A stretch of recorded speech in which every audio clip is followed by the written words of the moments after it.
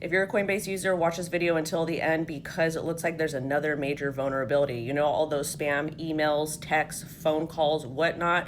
Well, this is going to explain it. And yes, this is confirmed 100% through Brian Armstrong, the CEO of Coinbase. Also pretty interesting timing because Coinbase is set to join the S&P 500 at 147, I believe, May 19th.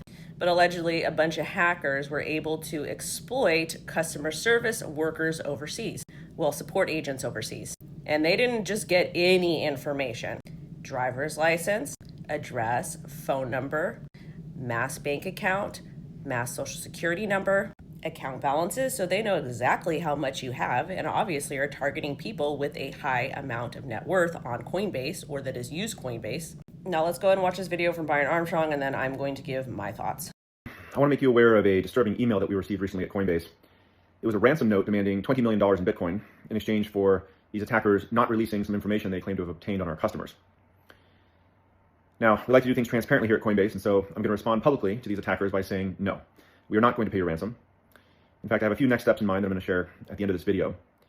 But for the rest of you watching, wondering what happened, we did an investigation here, and these attackers have been approaching our overseas customer support agents, looking for a weak link, someone who would accept a bribe in exchange for sharing some customer information with them. Now, our support tools have limited access to customer information. There was no passwords or private keys or funds accessed as part of this, but customer support agents do have access to personal information like name, date of birth, address, etc. And attackers still want access to this information because it allows them to conduct social engineering attacks where they can call our customers, impersonating Coinbase customer support, and try to trick them into sending their funds to the attacker. Now, unfortunately, they were able to find a few bad apples. Our systems are designed to mitigate the impact of something like this, so less than 1% of our monthly transacting users had their records accessed, but this is still unacceptable, and I want to tell you what we're doing about it. So first, any customers that were socially engineered as a result of this incident, we're going to reimburse them. There's more details on our website, on our blog post about the reimbursement process. You can read more there. Any customers who have been impacted by this or have been notified at this point. Number two, we're hardening our systems around customer support to make something like this much more difficult in the future. And third, we're actually relocating some of our customer support operations as a result of this. But the last step is maybe the most important, which is that instead of paying this $20 million ransom, we're turning it around. And we're putting out a $20 million award for any information leading to the arrest and conviction of these attackers. For these would-be extortionists or anyone seeking to harm Coinbase customers, know that we will prosecute you and bring you to justice. And now you have my answer.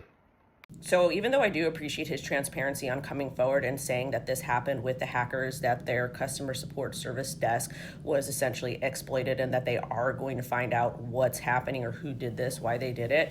Number one, when you're dealing with customer data, I don't think support service centers should be overseas. They should be in the US.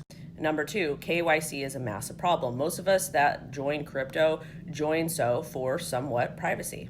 And all this new regulation that's coming forward about KYC, stablecoins, etc., what do you think that's going to do? It's going to continue to increase the vulnerability of us in crypto, our identities. And the thing is, this does happen all the time, especially with banks. But due to the laws, the banks don't necessarily have to disclose right when this happens, or even mortgage loan companies, etc. And really, there's nothing you can do if you're being contacted by Coinbase or people pretending to be Coinbase.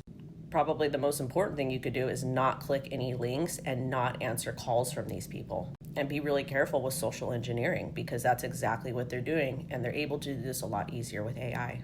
I do applaud Brian Armstrong from Coinbase not giving the $20 million ransom to the hackers and giving it to the community or whoever can find out more information. But at the end of the day, this is going to cost Coinbase $400 million in customer funds, and it's also going to damage their reputation severely. Primarily because their customer service has already been really, really bad, and the community's been asking them to upgrade their customer service, but they've refused.